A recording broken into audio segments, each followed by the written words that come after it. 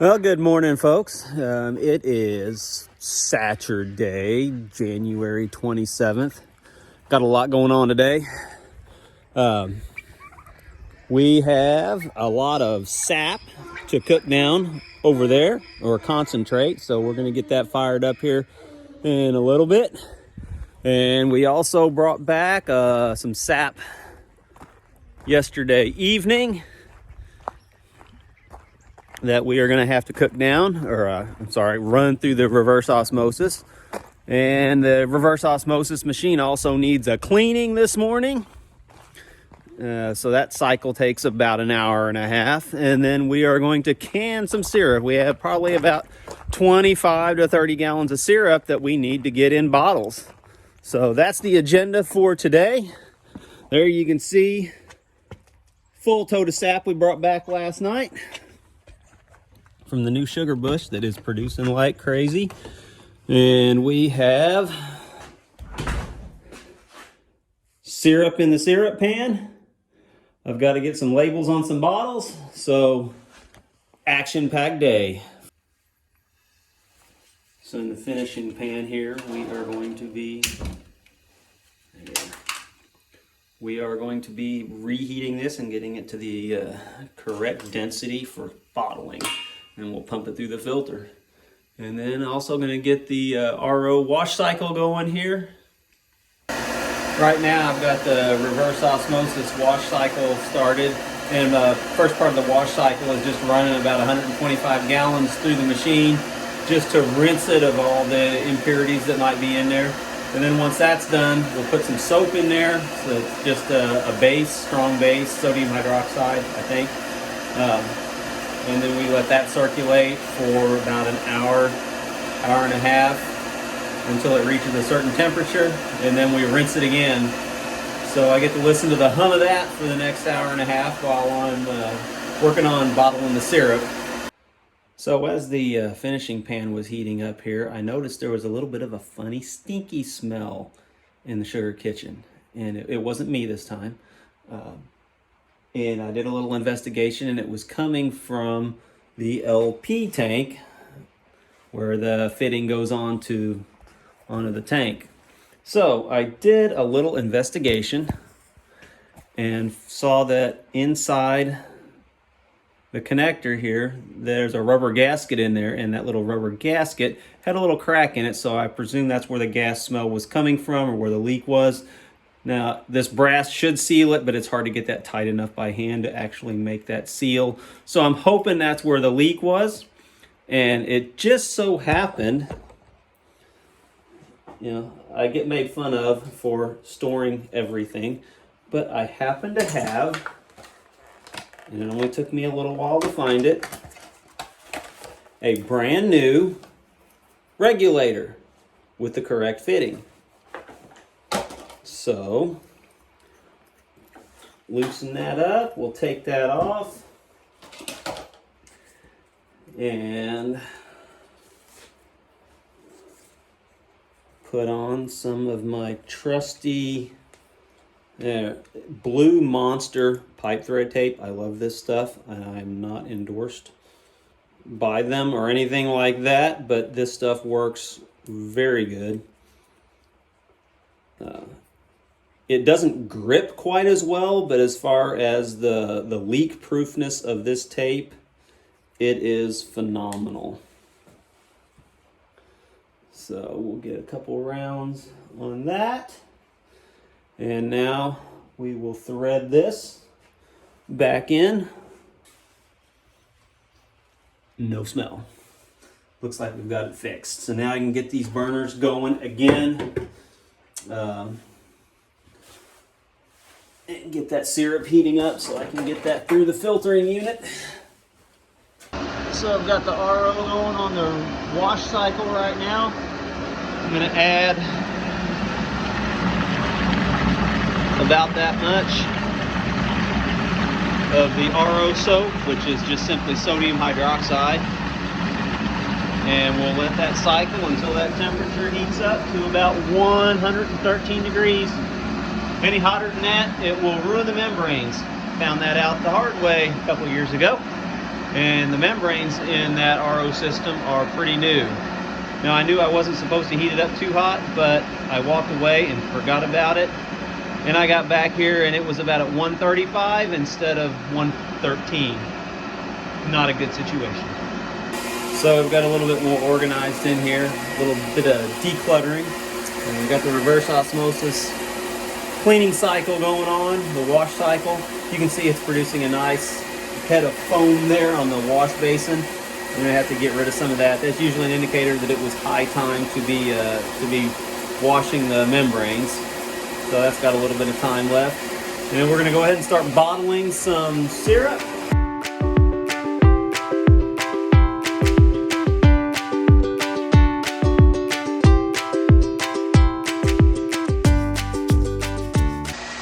Normally, whenever we put the labels on, I like to put it with a little handle to the right-hand side. So right-handed people, you know, when you pick it up, you're looking at the label. But I guess I laid all of these out the other way. So this will be the box we sell to left-handed people. So right now I'm working to get the filters on the filtering unit so we can go ahead and filter the syrup that's heating up. Looks like everything's going to happen right at about the correct time. Yeah, it looks like we got 113 here. So that cycle is done. Now we'll get rid of that. So now we're just going to run 125 gallons of the permeate or the pure water through the reverse osmosis system to give it a good rinse. So it's ready for the next round of sap. So the syrup is almost to temperature. You can see a little bit of a boil in the back there. I've got the next tote of sap hooked up. And we'll need to turn the valve on.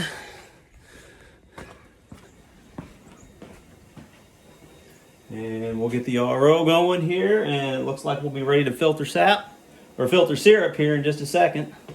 So make sure all the valves are right. That's oh, almost made a mistake. We probably ought to put the recirculation hose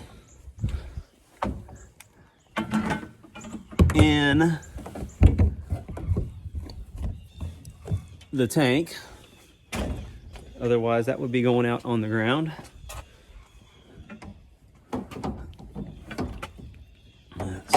Yeah, that should stay.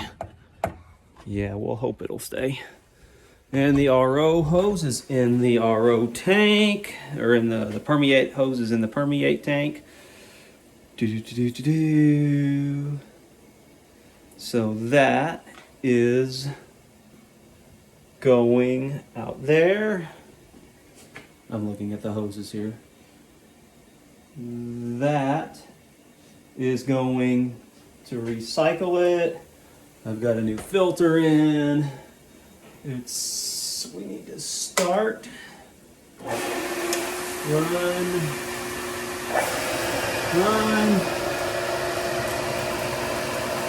Looks good out there. Reduce the pressure, or increase the pressure. Reduce the concentrate flow.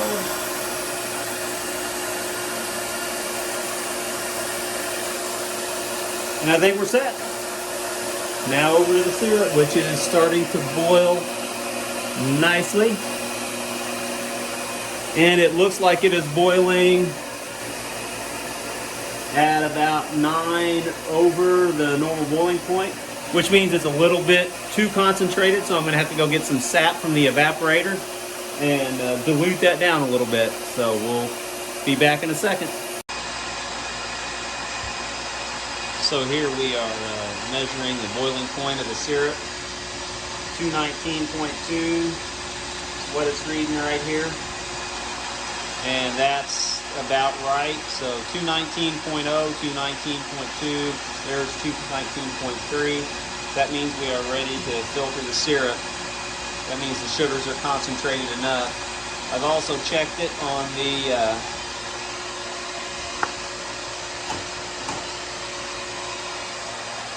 smells good in here. I've also checked it on the refractometer, and that's reading a little bit thick. I'm going to take another sample here. So I just ran another test after I put in some sap, and we're running right now at 67.4% sugar, and that is right where we want to be. So we're going to start the filtering process, get this syrup canned. Alright, so we're ready to start filtering the syrup. I am not running filter aid through it right now because our syrup this year seems to have a lot of sand, and that will act kind of as a filtering aid. So we'll run it a little bit, recirculate, then hit the filter. Hot syrup going through there. Now we're going to drive the syrup through the filter unit. And that'll fill up slowly and then start coming out. And what we do is we let it cycle for about 30 to 45 seconds. Once we see syrup here, make sure the system is nice and clean. No lint or dust or anything like that, because we want our syrup to package up nice and clear. All right.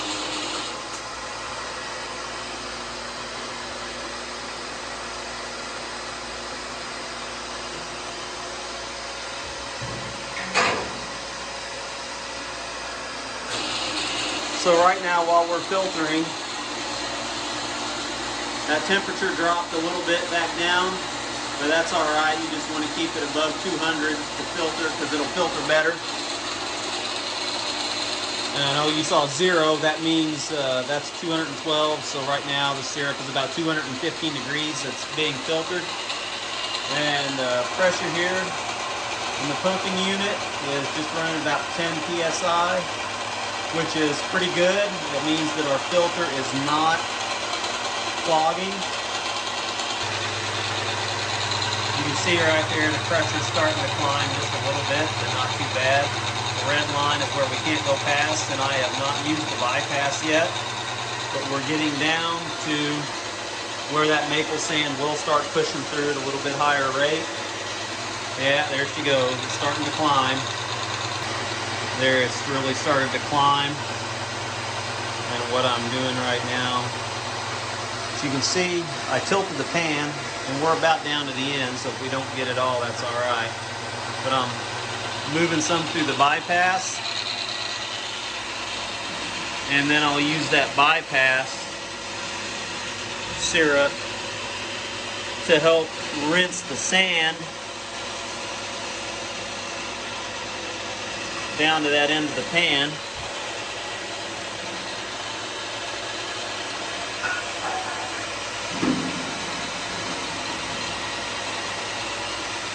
And then that way we get rid of the sand and it does not build up in the pan, because that can lead to a scorched pan. Driving a little bit more through the filter unit right now. About at maximum pressure, but hey, looky there, we are about done. Awesome. Try to wash a little bit of that sand through. Let that get pulled through the filter, so there's not quite as much for next time.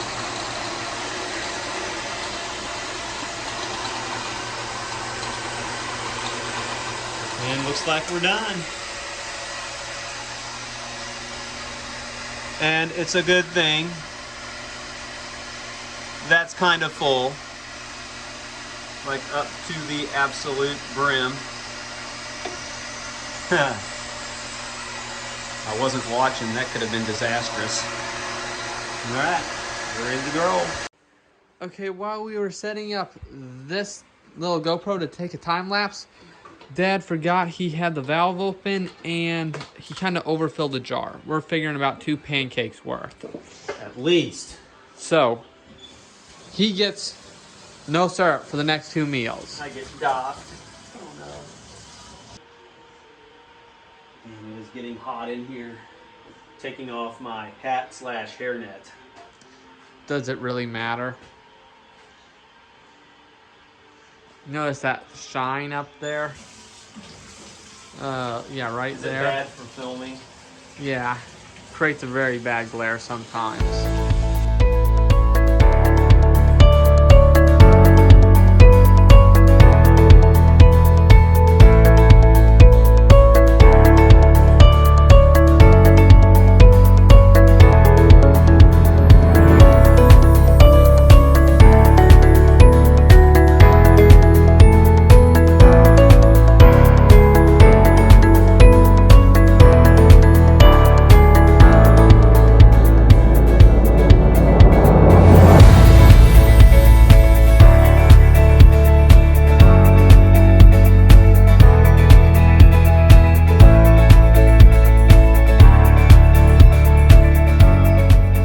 Oh, some of the things that a sugar maker has to go through. At least we do here on our farm.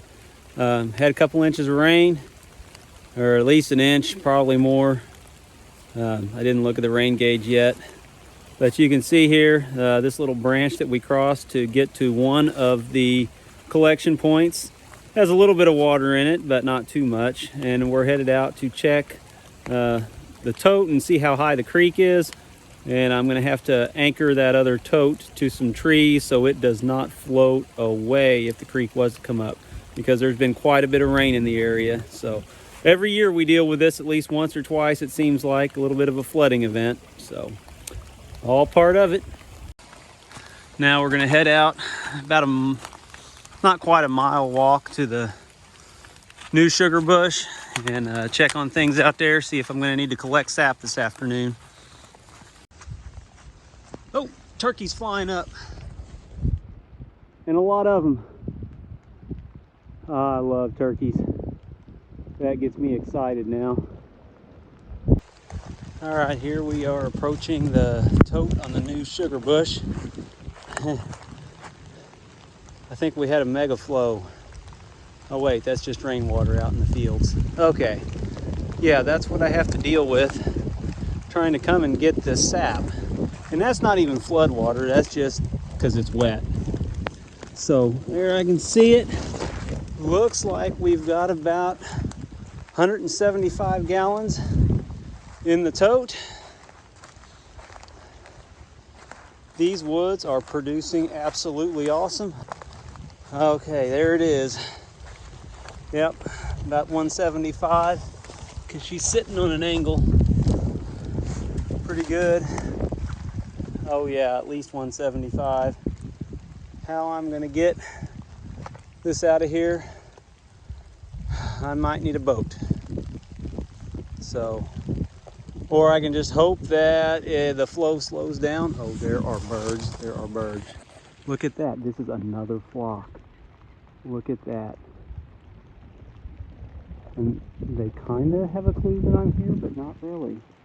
I'm just gonna stand real still. Oh, that's exciting. Turkeys and maple. My two favorite things in nature.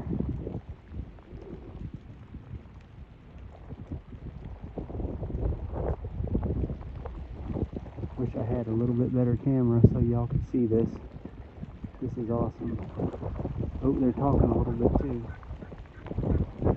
Yep, hearing a little yelping as they're going across. I don't even know if they realize I'm here. But I'm going to stand still so I don't disturb them too much in this rain. So hopefully you can see that, guys. This has been flowing like this for about 5 days straight now. Just a steady stream. And it's actually flowing really hard right now. Probably a little bit harder than it was the last couple of days when I checked. And I can't figure that out. I tell you what, maple never ceases to amaze me. What will cause a good flow one time seems to not cause a good flow another time. But it is flowing like a beast right now. So I am gonna have to figure out a way to get back here and get this sap. I'd say the four-wheel drive tractor should do it. I'm just gonna be dealing with a lot of mud and slop. So anyway, just the way it is. And hey, I saw turkeys and we're getting maple sap. Life is good. So I just got back from checking the sugar bush across the road from the house, and to say the least, gonna have to go collect some sap. That sugar bush, let's see if I can do this with this hand. There we go. That sugar bush has traditionally always been late to the game. I mean, it's always a late producer. And I need both hands for this. Maybe not. Fueling up the pump. Oop, a little extra. That'll evaporate. All right.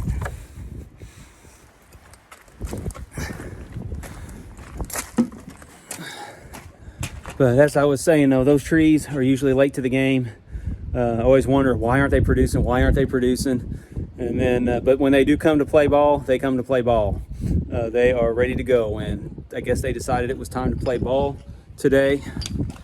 They produce quite well. Got a full tote over there to get, as well as when I get done with that, I'll be heading over to the new sugar bush and collecting a tote there. So, oh, and I left my seat on the tractor for the last 2 inches of rain. Joy.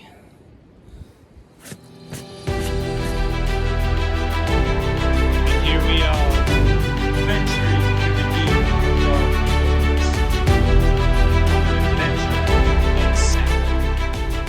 You know, I thought when I retired from my teaching job, I would be able to do more work in daylight hours. But it seems like I find myself out after dark just as often now as before. Go figure. But hey, I'm collecting sap, so what better thing would there be to do in the dark at night in the woods in January when it's rainy and sloppy and nasty. Alright, so here we are in the dark, collecting sap next to the quaint little stream in the woods. You hear the water rippling past, you can hear the wind blowing in the trees, and you can hear the sap dripping into the tote. So there you have it, another full tote of sap. The sap is absolutely gushing right now. Awesome. Love it, love it, love it. So now we're heading back with a full tote of sap. Kind of makes me nervous putting that much weight on the back of this 3-point.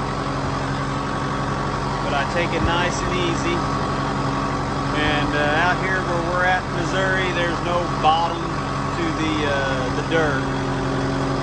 At least not in most of the places where I collect sap. So I've learned just make the rut and follow the ruts. Till them in when it gets dry. Well, Mr. Freezy, you can rest easy. This one's for you. Looks like we're gonna have more than enough sap to keep you in syrup for the next year. So you can just keep that flask in your shirt pocket there. Don't worry about running out. Another night, I think this makes 6 nights in a row that I've been out collecting sap in the dark. I never thought we'd be getting this much sap off of this sap run. But we're just out here keeping the sap wagon rolling as long as the sap keeps flowing.